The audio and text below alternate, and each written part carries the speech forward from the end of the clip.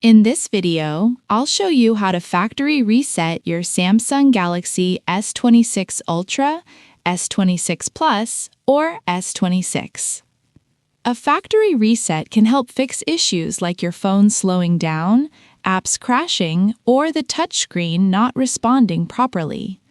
But before we begin, make sure to back up all your important data because this process will erase everything on your device. Now let's get started. First, open Settings on your phone. Scroll down and tap on General Management. Then tap on Reset. At the bottom, you'll see Factory Data Reset. Tap on it. Here, you'll see a full list of everything that will be erased from your phone. This includes your Google account, Samsung account, app data, downloaded apps, photos, and all other personal data. Scroll down and tap on Reset. Now you may need to unlock your device using your PIN, pattern, or password. After that, tap on Delete All to confirm. That's it!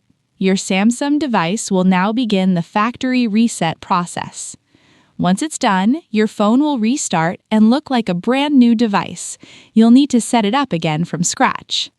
And that's how you factory reset your Samsung Galaxy S26 series.